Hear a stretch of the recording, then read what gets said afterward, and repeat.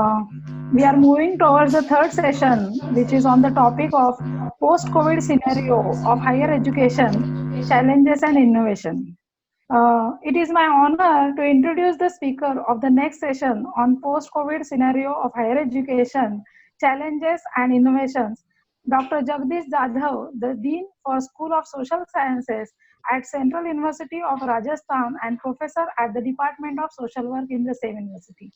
Dr. Jadhav is in social work teaching since March 2000 and having unique combination of teaching, creative writing and administration. He is known for his innovative and unique experiments in social work education.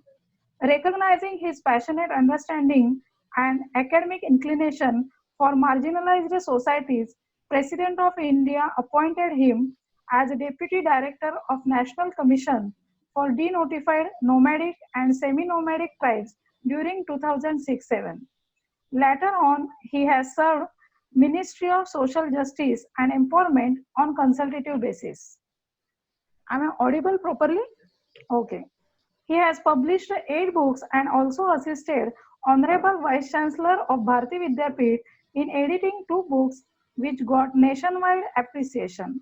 Along with many research papers and articles, more than 200 popularly articles have been published in all leading newspapers in Maharashtra. He is well-known regular columnist of Daily Tarun Bharat on issues of higher education since 2019. He is the chief editor of Indian Journal of Sustainable Development, associate editor for Indian Journal of Democratic Governance. For his exceptional performance work in solid and liquid waste management, he was felicitated by Honorable Minister of Human Resource Development. Recently, Dr. Jagdish Jadhav is nominated as a member on Central Employment Guarantee Council under Ministry of Rural Development. With a great pleasure, I invite Dr. Jagdish Jadhav for this third session. Dr. Jagdish Jadhav. Yeah, Dr. Sumedha, thank you very much for this illustrious introduction, and probably that raises a responsibility to me. Before I move ahead, I request Prasanna Kumar sir to make me co-host so I can share my screen. So, Honorable Yes, sir, Chairperson of this Educational Institute, yeah, thank you. Respected Principal sir and organizing the participants. I'm very much thankful to Dr. Prakash Kamble sir for laid down the strong foundation, and particularly the economic curiosity among all of us, quite natural, but probably that foundation. And we need to understand the worrisome situation of the India. Because of that, we are absolutely failed in paving our education sector with the industrial sector or the service sector and the investment in research and development. Just 1 minute. If you take the example,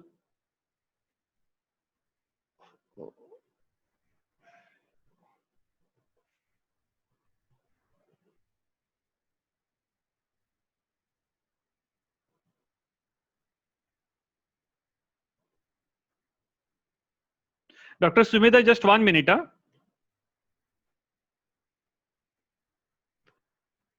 No problem, sir.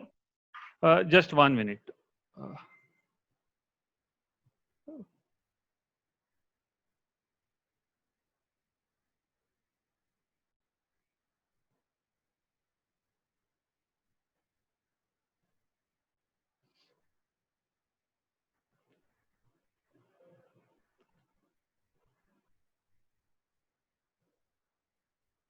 Can you see the screen of mine? Dr. Yes, Sumedha? sir, we can see. Yes, sir, we can see your screen. Oh, thank you very much. And sorry for this long pause. And I'll try to confine myself within the 20 to 25 minutes, because before I supposed to start my lecture, probably we are running out of time, and probably the next person whom I'm taking her time. So I'll try to confine myself. So let me give the example of the South Korea and Germany. As the South Korea and Germany, probably these are the two countries, those who have handled their pandemic situation very efficiently. And if you understand the situation of the South Korea, as basically they are owning the company like the Samsung and the Korea, which Kamble sir has referred, and a company like the LG, and they are having a very good hands or good tie-up with the education sector. And same thing as the Germany is a car economy. So the sale of the Maruti Suzuki and other companies got affected in India, but probably the why South Korea and Germany comparatively they are doing good, because the other developed countries where you will find the 100 first educational institute among the top 100 educational institute, they are having an excellent tie-up, particularly in service sector and the industrial sector. Unfortunately, what we are seeing that the higher education sector is being affected because of this COVID situation, because very often we are working in isolation. So it is not the education sector alone which got affected. It is probably the whole informal sector, as illustrated by Dr. Prakash Kamble sir, as the 47% of the Indian population belonging to the informal sector. And you can see that how people, they have reversely migrated to the reverse country. And it is not humbly happening because of the corona, but probably in last 17 years, the way we have ignored our agriculture sector, then the industrialization sector that particularly supposed to take place in the rural areas of across the countries, and how the people have pulled towards the cities, and when their all options got end, they have traveled to their respective villages along with their children. So if you take the figure from our school sector or the higher education sector, altogetherly more than the 10% student population, they went back to the state where they are originally belonging. So but obviously education sector has its uh, own problem. Now let us understand our higher education sector at a glance. We are having 903 universities, comprising with the certain central universities, then 394 state universities, 325 private universities, 125 deemed to be universities, and 91 national institute of the importance. In addition to that, we are having a more than 39,000 colleges. We are having a 10,011 single faculty institution for governing all these educational institute. We are having a 14 different council. So basically, this is the scale or this is the extent of our higher education India, which is very voluminous and next to China. So, but obviously, education sector will definitely will get affected by this pandemic situation, and the reasons are something different. And I'm coming to that point. Let us understand basically the evolution of education that take place in India, how we have started our education, particularly from the Smriti Parampara, then the slate, and then we move towards the classes, then to PowerPoint presentation, and now we are get connected because of this Zoom. Now it is not only the first time we supposed to deliver or the transmit our views, our ideas, our knowledge with each other. If we would have done this exercise before 20 years, the probably we would have handled the pandemic situation differently, because the Google Meet, this app, or because of this through application, many of the educational institute get connected, and they are exercising their businesses. We supposed to take 20 years before, because this situation or these gazettes were available like that. So what happened particularly with the Indian psyche, unless we face some sort of the emergency and the challenges, we don't activate our brain, and that is why we faced a certain problem. So right now, in addition to this pandemic situation, these are the certain challenges before the higher education. And basically, see, even you take the students of the Marathi MA or the Hindi MA, it is quite expected that he or she should be in position to write down at least 2 3 paragraphs very punctually or the grammatically perfect, but students are lacking. So student make good in the knowledge, in information, but they are lacking in having appropriate skills. So the great challenge in education, that students should adapt the coping skills, because when this pandemic was declared, there was a challenge that how the students and the teacher community they will face these problems, or how they will get connected. We are not well equipped with the technical dimensions. Probably it is not just humanities and the social sciences, but even the people, those who are working, even certain technical branches, they are not well equipped, or they are not updated with the technical dimensions. So probably that is another challenge in the higher education sector. We are absolutely confined ourselves within the four walls of our either colleges or either the universities, and there is of the community and the university engagement. Very often we are too much focusing on the problem, and we are less focusing on the solution. So in time to come, we should move towards solution oriented approaches. Uh, there are certain good things in our traditions, but we are absolutely failing or balancing between the traditions and the innovation. So why we are not creating the wealth out of our higher education? Because our educational institute, they are not connected with the industries, or they are not focusing on the technical innovation. So basically we are not making a wealth, or we are not making a commodity out of our education. So we are just creating a literacy, but we are not creating an informed citizen or scientific temperament citizen. So let us understand basically what are the challenges are posed by this new millennium era, and but obviously the globalization. Without harvesting the fruits of the globalization, still though we have completed the 3 decades of the globalization, we are under the shadow of the globalization, and we are perceiving globalization as a problem. Sustainable development, as we are seeing that how it is divide, it is not just a digital divide, but we are seeing that how the urban and the rural divide is there, gender divide is there. So a lot of divides we are facing in our country. So the problems of the sustainable development, that is also problem of the millennium, and probably it is the responsibility of the higher education sector to face this kind of a problem. Secondly, as I already explained that how we are ignoring our certain good traditions, and making a new innovation out of our tradition. And of course education system, as it is the responsibility of the educational sector to come out with the solution. Unfortunate part of our education system is that we are facing a problem, and the reason is that we are not imbibing the science and the technology as a core value. It is true that not just in India, okay, but the most government around the world, they are forced to close down their educational institute just to contain the spread of COVID pandemic. So this situation was absolutely worrisome, absolutely frustrating. But this was the problem, and how the Dr. Elizabeth Kubler-Ross model they are illustrating, or they are explaining the problem. So whenever there is this kind of the situation is there, there will be of the first psychological reaction would be a denial, then there will be anger, then there will be a bargain, then there will be a depression, and finally when your all options are get closed, then you have started accepting the problem, and then you started.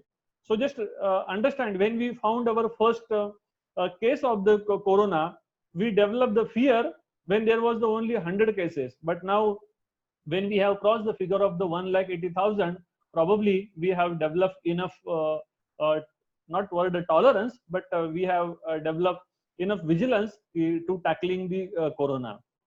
See why corona affected our higher education sector, because I found that all the Indian universities, and in the context of the Maharashtra, when the new act of the 2016 came into existence, as per the section 5 and the subsection 71, all our Maharashtra universities, they have promised that they will imbibe the e-learning and the e-administration, and they will move towards digital universities, and this was the part of their duties.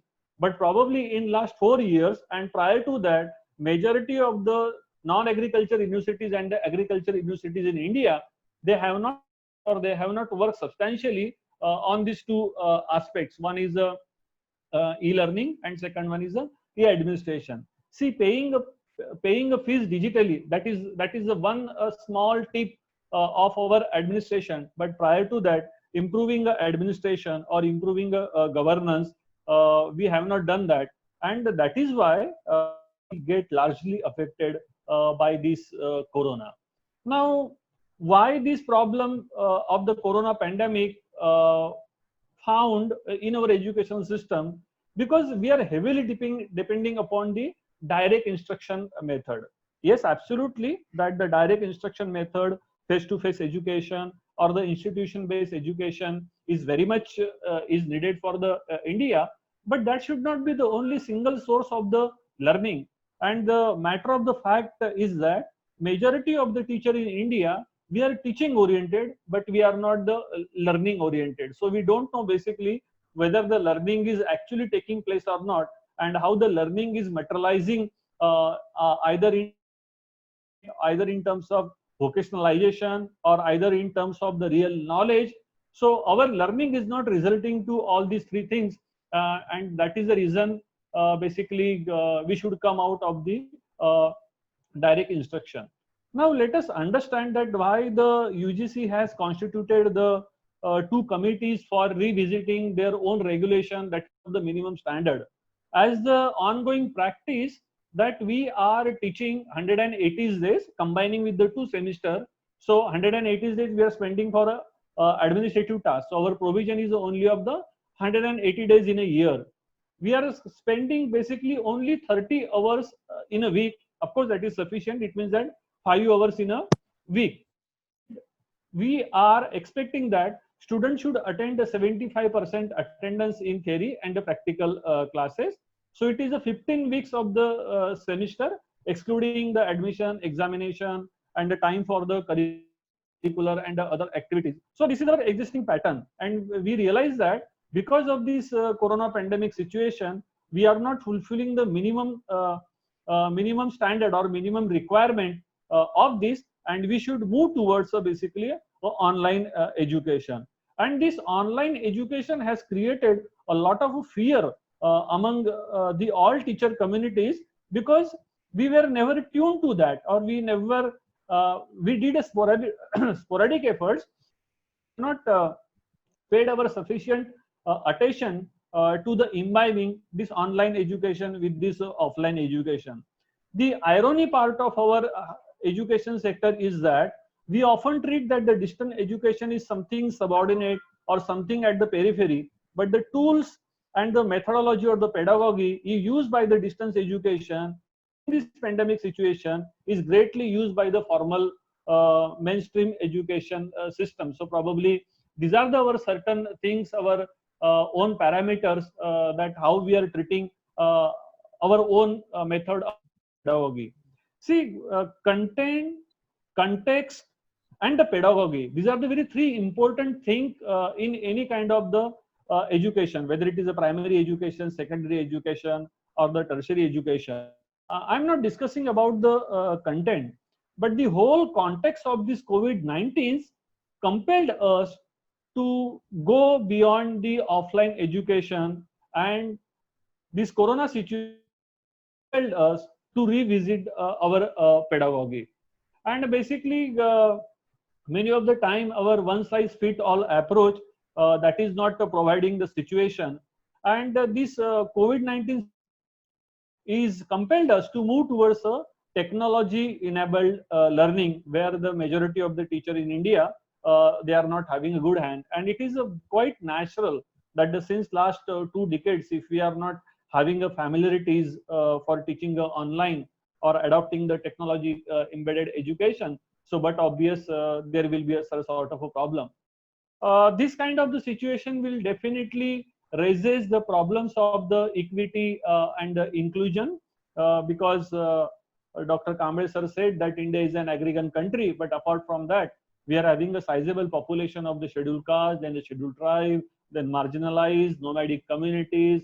People are staying in the geographical isolated area. So when the students went back to their respective places, it is going to be highly difficult, even though we are going to call them back 15th August onward, but probably they're again once mainstreaming with the educational institute, it is going to be difficult.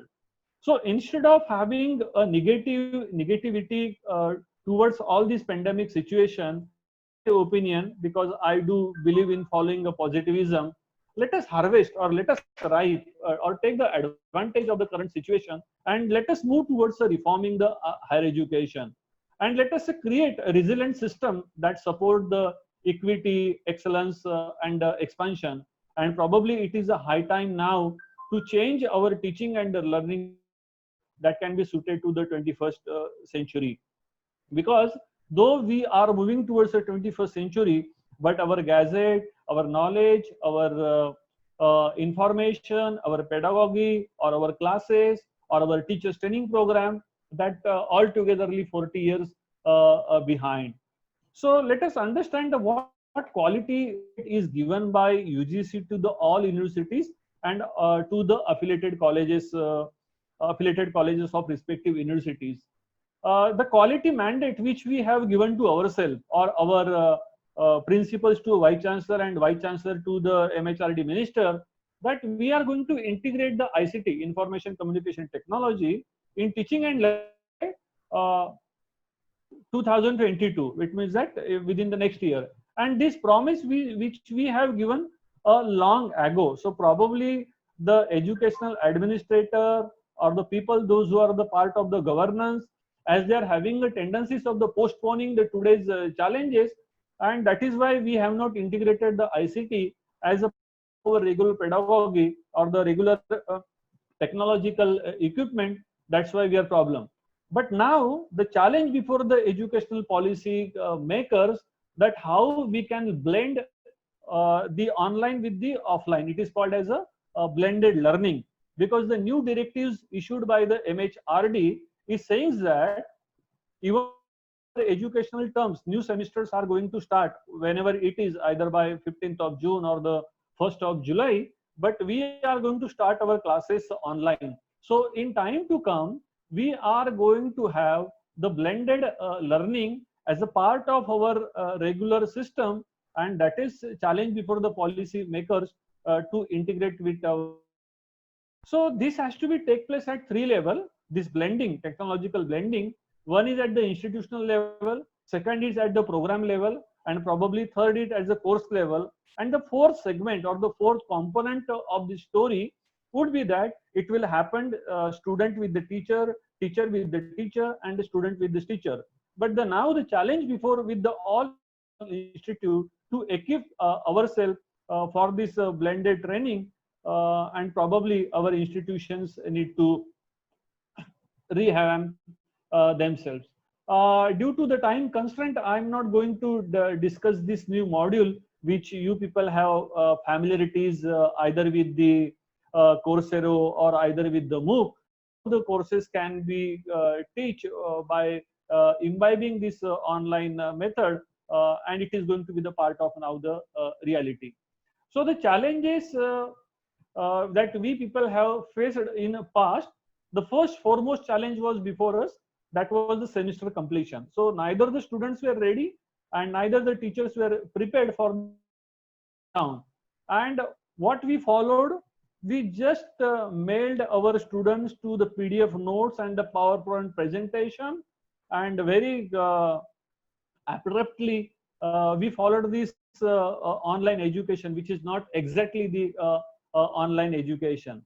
So in time to come, our focus should be to make academic calendar or our modified academic plan, and we need to adopt a different teaching pedagogy, and even with the assessment.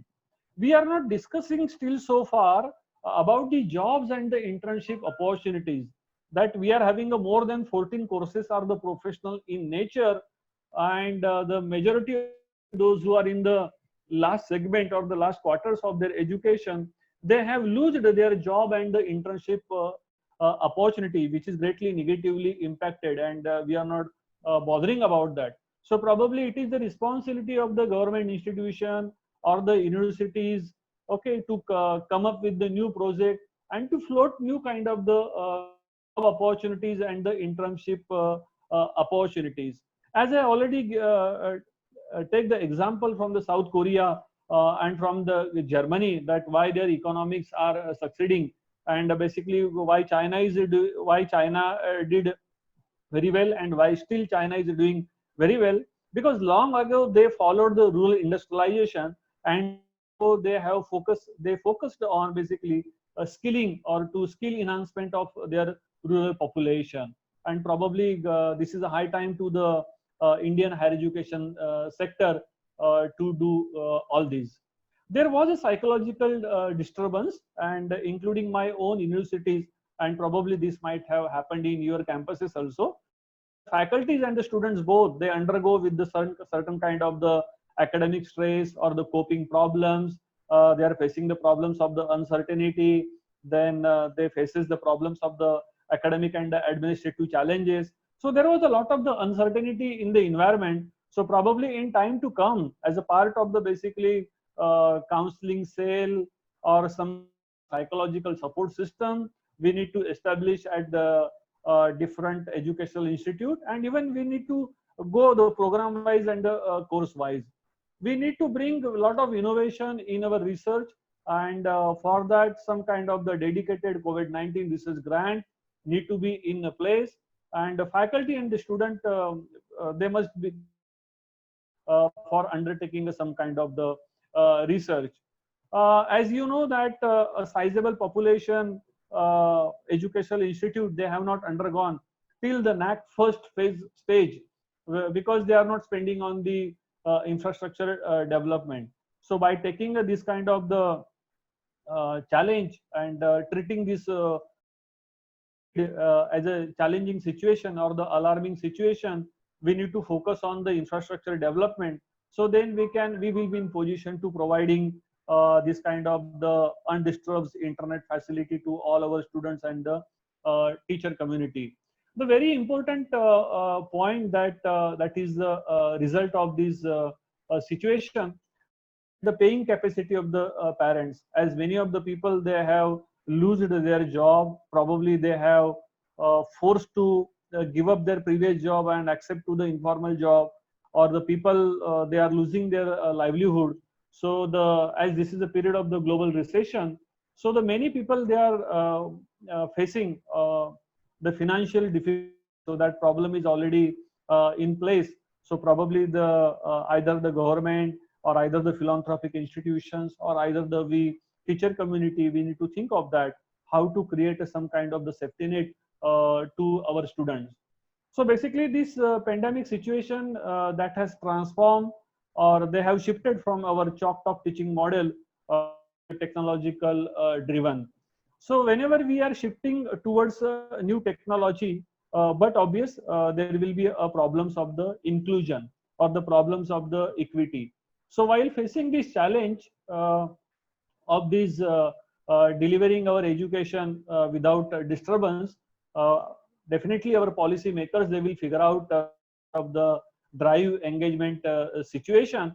But we need to ensure that how this new e-learning solution would be absolutely inclusive. I'm seeing that the women folk or the girls, probably they would be the first among our learning population that they will get defected. So integrating our classes with the e-learning mode, that is another challenge of the infrastructure development. And for that, we need to imbibe all these multi-pronged strategies, and we need to build a resilient Indian education system. So we should not treat that the health and the education sector as they belong to a service sector. We must give them a priority. Since many years we are talking about that there should be some kind of at least 9% of total GDP investment in health and education, but we are not achieving in that. So in a nutshell, basically access, equity, quality, affordability, and accountability. So this mantra is rightly been coined by the Kasturi Rangan committee report, that this is the Panchasutri of our new education policy. But these are the issues in the higher education, because at present our gross enrollment ratio is only 25%, and this was the before COVID situation. So how we are going to ensure the access and how we are going to increase our gross enrollment ratio, that is going to be the major issues in our higher education. And unless we bring our people in education system, we will not be in position to make them employable. And unless we make our people, make them knowledgeable and employable, our whole economy will not be chased the global challenges. See, there is an issue of the equity, and in education sector, the 93% students, they are catered by the state universities. And I should not say that what is the situation of the state universities across the India, because the universities located in Maharashtra, comparatively, they are far better in comparison to the universities located in Uttar Pradesh, Bihar, and Rajasthan, Chhattisgarh, Jharkhand. So it would be a very bold statement that they are catering the education and they are catering their student. Quality is an old education issues in the sectors of the higher education since last many decades or the many years. We are not coming in the first 200 universities as per the QS ranking. Nowadays, India has adopted his own NIRF ranking, but that quality is a real issue. And that is why the private actor came into practice. There is the issue of the affordability and accountability. So income is going to be another issue. Financial aid is going to be another issue. Governance is going to be another issue. And this is not the new thing that which I'm sharing with you. Probably all these issues raised by the National Knowledge Commission, Eshpal Committee, and the new Kasturi Rangan community, they raise all this issue. In my opinion, how we can conquer the education? First thing is that we must accept that this is going to be a new pedagogy, and we must change now our mindset. We must treat ourselves that teacher, they are the primary stakeholders of the education system in addition to the students. So the situation only can be changed by the teacher community. So we must change our mindset. There is a need to paradigm shift in our thinking. And once we are willing to accept this challenge to make our education very vibrant, very socially significant, very technologically relevant, globally compatible, then probably we shall be in position to create an environment, and this learning can be take place with the help of the technology. And only teacher would be the key of that. And this is my second last slide. See, I wish to quote the example of the Anand Kumar, and you know that because of the Super 30 Hindi cinema, that Anand Kumar is an Indian mathematician, and he voluntarily started his Super 30 program, started in the city of Patna in Bihar state since 2002. And every year, basically, he is hunting the certain students from the marginalized section belonging to the depressed class society. And look at the result. In 2011, out of 30, the 24 students cracked the exam of the JEE, and now they are the part of the IIT. In 2012, there were 27. In 15, there were the 25. 2016, there were 28. 2017, there were the 30s. So if the single Anand Kumar, a person can do this kind of the very advanced and very compatible education, and if he is in position to depute his student to the IITs, so while sitting in a Sindhudurga, while sitting in a Malvan, why can't you and me, if we combined our efforts, so why can't we do all those things? I know these issues are going to be there, because it is going to be very difficult to change the entire scenario within the small time of a span, unless we get the support from our respective principals, our educational management, affiliated college will get support from the universities, and the education ecology as a whole. So instead of developing a pessimism that nothing will happen, and even though we are putting our head on a brick or either on a stone, okay, just do nothing, instead of developing a pessimism, and instead of saying that it is not possible or it's become the highly impossible, let us this kind of the two segment. One is just do nothing, and second, it is impossible. I think let us put together, and if you are seeing this slide, if you put this two segment together, it's become just do it, and nothing impossible. So as I already said that I am a person with the positivity, I am a person with the positive approach, and I can see that if the Anand Kumar and a person like the Dr. Sumedha Naik, and I am seeing that many educational experts are part of this colloquium or this webinar, and there is no doubt in my mind that we teachers are not doing, because during this whole pandemic situation we were the teacher. Okay, we were in touch with our students, with our possible resource, with our inadequate resources. We did a fantastic job. We counsel our students with our best possible way. We did a miracle thing. So we can do many things.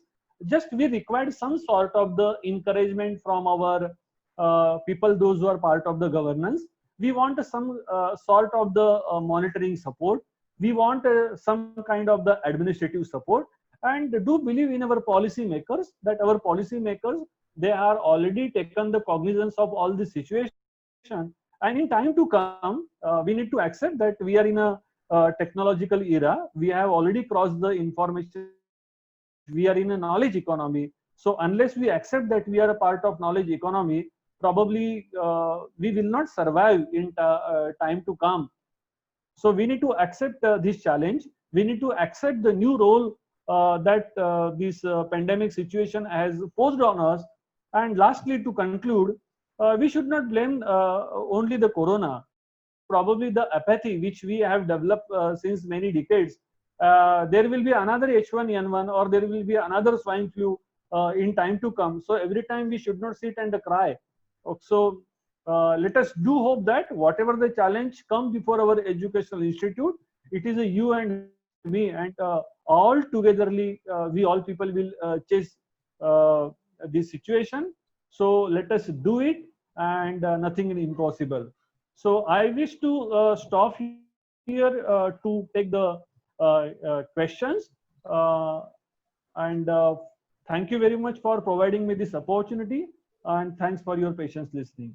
So over to Dr. Sumedha Naik now. Thank you so much, sir, for such a wonderful insight and positive insight that just do it. Nothing is impossible. This is a very required mantra for us for the time being during this COVID period. And let us start for the question answers. Let me see the question answers here.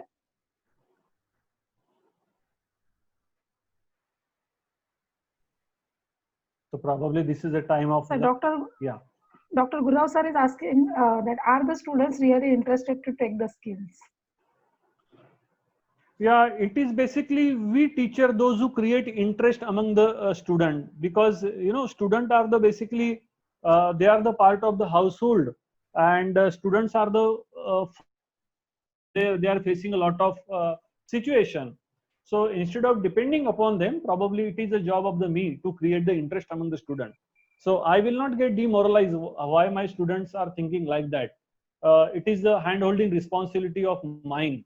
It is my job. Sure. Another question is from Mr. Mahekar. He's saying that many students have come back from metro cities to their villages in the rural areas, and now they are not getting the digital updates or any type of online learning. So how this hindrance can be removed out? Yeah, see, let us take that this is a temporary situation. We should not say that. See, all our railway stations, so reachable, but at least at this first phase, Government of India, they have installed, the internet connectivity to all the railway station. So let us hope that in time to come, okay, all the universities or all the educational institute, they will get connected. I have a simple formula. See, all our Gram Panchayat, they need to follow a GPDC. That is a Gram Panchayat Development Planning. And at every district, our parent minister, they're supposed to implement the DPDC program. That's a district planning development. And our parent minister and the district collector, these are the two authorities. So one thing can happen at the Gram Panchayat level, and second thing can happen at our district level. So let us be optimist, okay, and let us change with the see. We all people are connected because of the Geo, and Geo is basically a private actor. If the private actor can do this, okay, why can't take the help from the BSNL, and why can't we compel our own government that in time to come we are going to teach the 30%, 40% education through the online. So we want infrastructure, so that is possible. It is not that difficult. Right, sir. Right, sir. Thank you very much, sir, for answering so many questions in detail and for this valuable insight to us. Let us move forward to the next session now. I Yes. hand over this session to my colleague, Professor S.P. Kobre.